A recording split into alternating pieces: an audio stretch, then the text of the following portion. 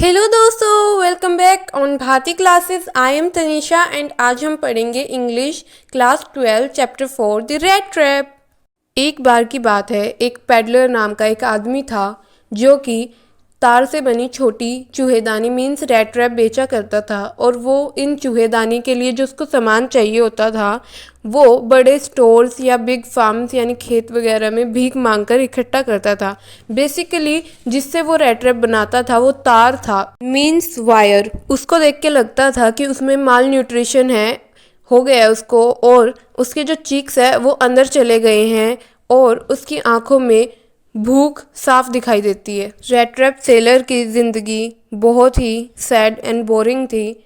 उसको इस बिज़नेस से कोई भी प्रॉफिट नहीं हो रहा था रेड ट्रैप बेचकर, इसलिए उसने भीख मांगना और चोरी करना भी शुरू कर दिया था। और वो होमलेस भी था यानी कि बेघर भी था। और एक दिन वो रोड पर ऐसे ही चल रहा होता है और अपने ही विचारों में खो जाता है। वो सोचता है कि जो ये संसार है ये एक बिग रेड ट्रैप की तरह है जिसमें land, sea, cities and villages भी आते हैं। वो कहता है कि ये सब टेम्पटेशन है, जैसे एक चूहे को जाल में फंसाने के लिए चीज़ और पोर्क का यूज़ किया जाता है, उसी तरह जब भी कोई व्यक्ति खुद को कंफर्ट देने के लिए या फिर जॉय, फूड एंड शेल्टर के लिए कोशिश करता है, अपनी खुशियों के लिए कोशिश करता है, पैसे की ओर भागता है, तो पैसा भी एक टाइप से उसके लिए क्या है, उस चीज़ की तरह है। और वो आदमी एक माउस की तरह हो जाता है और ये वर्ल्ड एक रेड ट्रैप की तरह हो जाता है।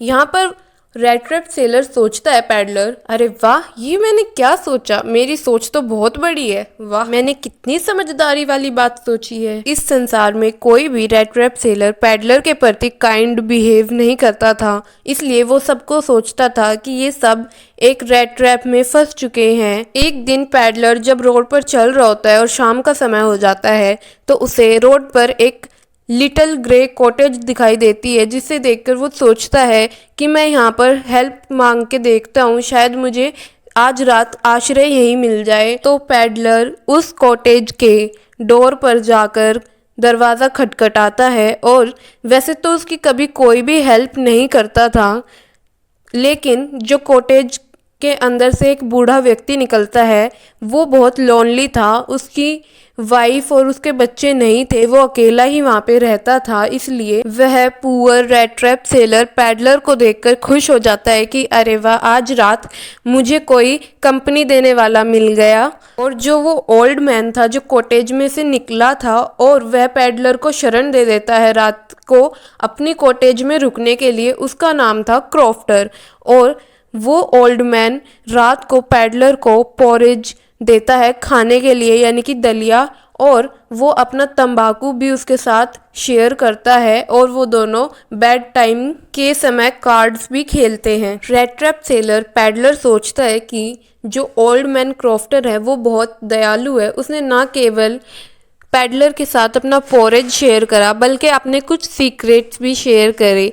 क्रॉफ्टर पैडलर को बोलता है कि एक समय ऐसा था जब मैं बहुत अमीर हुआ करता था और मैं राम्स जो आयरन मिल में काम किया करता था, लेकिन अब मैं बूढ़ा हो गया हूँ और मैं अब वो काम नहीं कर सकता, इसलिए मुझे अपनी काव पर डिपेंड रहना पड़ता है अपनी सर्वाइवल के लिए अब।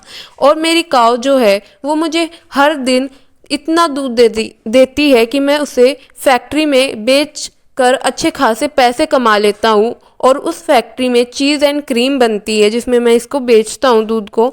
और मैंने ऐसे ही काउ मिल्क बेचकर पिछले ही महीने 30 क्रोनर्स भी कमा लिए हैं। पैडलर सोचता है, अरे मेरा बेवकूफ़ बना रहा है क्या, एक काउ मिल्क से कोई इतना पैसा कैसे कमा सकता है। तो क्रॉफ्टर पैडलर को यकीन दिलाने के लिए क्या करता है, एक लेदर पाउच होता है जो उसकी खिड़की पर टंगा होता है कॉटेज की, वो उसे उतारता है, उसमें से 10 क्रोनर्स के नोट निकालता है, वो उन्हें पैडलर को दिखाता है ताकि वो पैडलर उसकी बातों पर बिलीव कर पाए। यहाँ पे पैडलर भी लाइक, अरे बाप रे। अगली सुबह क्रॉफ्टर एंड पैडलर दोनों जल्दी उठ जाते हैं और क्रॉफ्टर बहुत ज़्यादा जल्दी में था क्योंकि उसे अपनी गाय का दूध निकालने भी जाना था। इसलिए पैडलर सोचता है कि मुझे भी अब बेड से उठ जाना चाहिए क्योंकि अगर घर का ओनर बाहर जा रहा है तो हम किसी अननोन व्यक्ति को थोड़ी छोड़ सकते अपने घर में। फिर वो दोनों एक साथ कॉटेज के बाहर आते हैं और जो ओल्ड मैन क्रॉफ्टर था वो डोर को लॉक करता है अपनी कॉटेज के और अपने काम पर चला जाता है, और जो पैडलर था वो उसका धन्यवाद करता है और वो भी अपने रास्ते चल पड़ता है। एक आध घंटे के बाद पैडलर वापस कॉटेज के पास आता है और खिड़की को तोड़कर वहाँ पे रखे टंगे लेदर पंच से वो क्या करता है, जो मनी थी जो क्रॉफ्टर ने उसको दिखाए थे 30 क्रोनर्स, वो उसको निकाल लेता है, यानी कि चोरी कर लेता है। पैडलर बहुत ज़्यादा खुश हो जाता है क्योंकि अब उसकी पॉकेट में मनी थी और वो भागना शुरू कर देता है वहाँ से जल्दी से। पैडलर पहले तो पब्लिक हाईवे पर भाग रहा होता है, लेकिन उसे लगता है कि हो सकता है कि मैं यहाँ से पकड़ा जाऊँ, पुलिस पकड़ ले मुझे, इसलिए वो जंगल की ओर भागना शुरू कर देता है और जंगल में से ही भागना सेफ समझता है वो। फिर वो जंगल में भागना शुरू कर देता है और भागते भागते वो अपना रास्ता ही भटक जाता है। वह देखता है कि वह घूम फिर कर एक ही जगह पर आ जा रहा है बार बार। अब वो सोचता है कि अरे ये मैंने क्या कर दिया, मैं खुद कह रहा था कि लोग पैसे के पीछे भागते और एक ये वर्ल्ड जो है एक रैट ट्रैप और इसमें फंस जाते हैं, और मैंने भी ऐसा ही किया। मैं कितना फूलिश हूँ, मैं कितना बेवकूफ़ हूँ, मैंने भी पैसे को की टेम्पटेशन में आकर पैसे को चुराया क्रॉफ्टर के घर से, और अब मैं यहाँ पर इस जंगल में फंस गया हूँ। मैं भी एक बहुत बड़े रेड ट्रैप में फंस चुका हूँ। अब दिसंबर का महीना था और जल्द ही अंधेरा छाने लगता है जंगल में, और वो और भी ज़्यादा होपलेस हो जाता है पैडलर कि अब मैं यहाँ से जीवित बच भी पाऊंगा या नहीं। फिर वो ग्राउंड पर बैठ जाता है, अपने सिर को ग्राउंड पर रख लेता है और लेट जाता है, और फिर उसे अचानक से एक साउंड सुनाई देती है बहुत जोर की, और फिर वो रियलाइज़ करता है कि ये साउंड कहीं आसपास से आ रही है और ये साउंड किसी आयरन मिल से आ रही है, और ये साउंड जो है हैमर स्ट्रोक्स यानी कि हथौड़े को जोर से मारने की आवाज़ है। और वो जल्दी से उठता है वहाँ से और इस साउंड की डायरेक्शन में भागना शुरू कर देता है, इस उम्मीद से कि शायद उसे आसपास कुछ ऐसे लोग मिल जाएं जो उसकी सहायता कर सके। पैडलर जैसे ही आयरन मिल का दरवाज़ा खोलकर आयरन मिल में एंटर करता है, किसी को भी दरवाज़ा खुलने की आवाज़ नहीं सुनाई देती, और क्योंकि सब आयरन मिल में जो वर्कर्स होते हैं वो अपना काम करने में व्यस्त होते हैं, और आयरन मिल में बहुत अलग अलग प्रकार की आवाज़ें भी होती हैं, आयरन की, मशीनरी की, हार्मर स्ट्रोक की, एट्सेट्रा। लेकिन जब ब्लैक स्मिथ पैडलर को देखता है फोर्ज के पास, तो वो पैडलर उससे अनुमति मांगता है रात को वहाँ ठहरने की, और ब्लैक स्मिथ अपना हेड को हिलाते हुए पैडलर को अनुमति दे देता है कि तुम आज रात यहाँ रुक सकते हो। आयरन मिल का जो ओनर था, आयरन मास्टर जिसका नाम स्मिथ था, वो अक्सर रात को आयरन मिल में आया करता था ये चेक करने के लिए कि वर्कर्स अपना काम ढंग से कर रहे हैं या नहीं।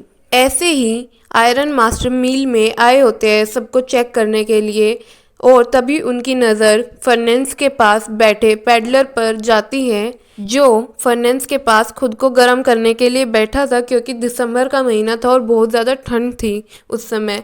और जो आयरन मास्टर है वो पैडलर को देखकर उसे गलत समझता है कि ये कोई पैडलर रेड ट्रैप सेलर नहीं बल्कि उसका पुराना एक अच्छा दोस्त कैप्टन नील्स ओलोफ है। यानी कि यहाँ पर आयरन मास्टर को गलत फहमी हो जाती है और वो पैडलर को नील्स ओलोफ के नाम से पुकारता है। लेकिन यहाँ पर पैडलर भी सोचता है कि मुझे इसे सच नहीं बताना चाहिए, अगर इसको मिसअंडरस्टैंडिंग हो रही है तो मुझे होने देना चाहिए, क्योंकि हो सकता है ये मुझे इस हालत में ऐसे अपने पुराना दोस्त समझकर मुझे कुछ पैसे दे दे। लेकिन इसके विपरीत आयरन मास्टर पैडलर को अपने घर चलने के लिए कहता है, पर पैडलर उसके घर जाने से साफ इनकार कर देता है क्योंकि पैडलर सोच रहा था कि वो अभी अभी चोरी करके आया है, और अगर वो अब आयरन मास्टर के घर जाएगा तो शायद हो सकता है यहाँ पर अंधेरा है आयरन मिल के अंदर, इसलिए वो उसे ढंग से देख नहीं पा रहा, इसलिए पहचान नहीं पा रहा कि ये उसका दोस्त नहीं है। लेकिन हो सकता है वो उसे बाद में पहचान ले कि ये कोई और बंदा है, उसका दोस्त नहीं है, इसलिए वो उसके घर नहीं जाता कि मैं खामे खा कहीं फंस ना जाऊँ, पकड़ा ना जाऊँ, ये पुलिस को बुला के मुझे पकड़वा ना दे। आयरन मास्टर पैडलर को बार बार कहता है उसके घर चलने के लिए कि तुम चलो हमारे घर, हम क्रिसमस ईव सेलिब्रेट करेंगे, साथ में डिनर करेंगे, ये करेंगे वो करेंगे। लेकिन पैडलर बार बार उसको मना कर रहा था, साफ इनकार कर रहा था। कुछ समय बाद आयरन मिल में आयरन मास्टर की बेटी एडला आती है वेलेट के साथ, एंड वेलेट के हाथ में एक बिग फर कोट होता है। एडला पैडलर के पास आती है जो कि फोर्ज के पास सो रहा था, और पैडलर एक आँख खुली करके सोता था ताकि वो चौकन ना रहे हमेशा। एडला पैडलर के सिर से हैट हटाती है और इतने में वो शॉक्ड होकर खड़ा हो जाता है। एडला कहती है खुद को इंट्रोड्यूस करते हुए कि मैं एडला विलियमसन आपको अपने घर ले जाने आई हूँ। मैं जानती हूँ ये आपके लिए बहुत हार्ड समय है जो आप फेस कर रहे हैं। यहाँ पर एडला को उसके पिता आयरन मास्टर ने ही भेजा था ताकि वो उनके फ्रेंड को घर पर लेके आ सके। आयरन मास्टर कहते हैं कि उनकी बेटी एडला बहुत अच्छे से लोगों को कन्विंस कर कर अपनी बात मनवाने में माहिर है। एडला जब पैडलर को देखती है तो वो उसकी आंखों में डर देखती है, जो कि और किसी चीज़ का नहीं बल्कि या तो उसने चोरी की है या वो जेल तोड़कर आया है। एडला पैडलर से कहती है कि आप हमारे घर चले, क्रिसमस ईव सेलिब्रेट करें हमारे साथ, हमारी फैमिली के साथ, और जब भी आपका मन करे आप हमारा घर छोड़कर जा सकते हैं। एडला के नाइस बिहेवियर के कारण पैडलर एडला के साथ उनके घर जाने के लिए तैयार हो जाता है और वो फर कोट भी पहन लेता है। एडला के घर जाते समय पूरे रास्ते पैडलर खुद को यही कोस रहा था कि उसने आखिर क्रॉफ्टर के घर से पैसे क्यों चुराए। अब वो एक बुरे ट्रैप में फंस चुका है। अगले ही दिन क्रिसमस ईव थी। दोनों आयरन मास्टर एंड उनकी बेटी एडला डाइनिंग टेबल पर खाना खा रहे होते हैं। तभी आयरन मास्टर अपनी बेटी एडला से कहते हैं कि हमें पैडलर के लिए कुछ अच्छा करना चाहिए और उसके लिए कोई अच्छी सी जॉब ढूंढनी चाहिए। आयरन मास्टर की बातें सुनकर एडला कहती है कि ये बहुत ज़्यादा स्ट्रेंज है, मुझे ये आदमी कहीं से भी एजुकेटेड नहीं लगता है। तो आयरन मास्टर एडला की बात सुनकर कहते हैं कि तुम देखना, अभी जब वो तैयार होकर आएगा तो तुम्हें एक नया आदमी देखने को मिलेगा। आयरन मास्टर ये भी बताते हैं कि नील सोलोफ की रेजिमेंट रिज़ाइन करने की वजह से ये दशा हो गई है।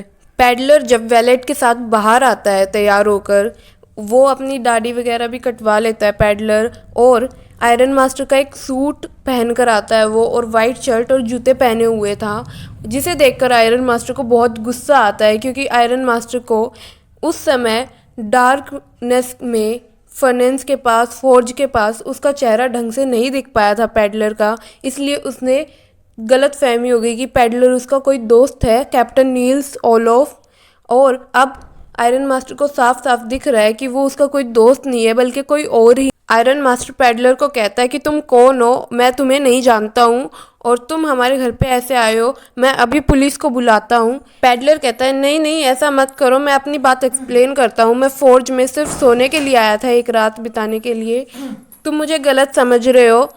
और आयरन मास्टर जब पुलिस को बुलाने की बात करता है तो पैडलर बहुत ज़्यादा गुस्से में आ जाता है और कहता है कि जो ये लग्जीरियस लाइफ तुम जी रहे हो ये बेट की तरह है, जैसे एक चूहे के लिए चीज़ होती है, और ये जो वर्ल्ड है वो एक रेड ट्रैप है, और तुम इस रेड ट्रैप में फंस जाओगे एक दिन। आज तुम मुझे तो जेल में भेज दोगे, लेकिन तुम एक दिन इस ट्रैप में, इस जाल में फंस जाओगे। आयरन मास्टर को पैडलर की ये बातें बिल्कुल पसंद नहीं आती, तो वो उसे कहता है कि तुम अभी के अभी मेरे घर से निकल जाओ, मैं पुलिस को नहीं बुला रहा हूँ, तुम जाओ यहाँ से। पैडलर वहाँ से जाने लगता है, तभी आयरन मास्टर की बेटी एडला उसे रोक देती है, यह कहकर कि हमने इसे यहाँ पर इनवाइट किया है और हम किसी को ऐसे इनवाइट करके उसे अपने घर से ऐसे निकाल नहीं सकते, वो एक अच्छा व्यवहार नहीं कहलाएगा। एंड मैं चाहती हूँ कि जैसा हमने इन्हें कहा था कि हमारे साथ क्रिसमस ईव सेलिब्रेट करेंगे, तो मैं चाहती हूँ ये एक दिन हमारे साथ इंजॉय करें। आयरन मास्टर को एडला की बात पसंद तो नहीं आती, पर वो उसे अपनी सहमति दे देते हैं। उसके बाद पैडलर पूरा दिन सोता है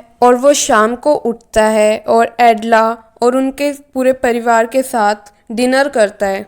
और एडला पैडलर को बोलती है कि तुमने जो कपड़े पहने हुए हैं मेरे पिता के, वो तुम चाहो तो अपने साथ रख सकते हो। और एडला उसको इनवाइट करती है अगली क्रिसमस ईव के लिए भी।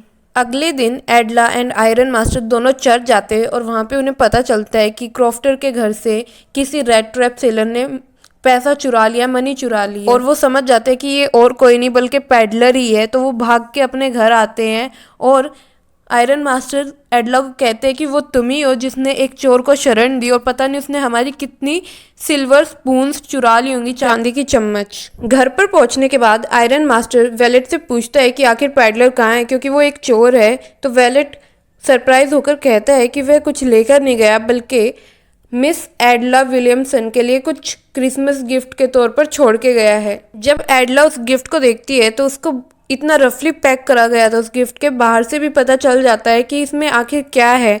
जब एडला उस गिफ्ट को खोलती है तो उसमें एक रेड ट्रैप, 30 क्रोनर्स एंड एक लेटर होता है।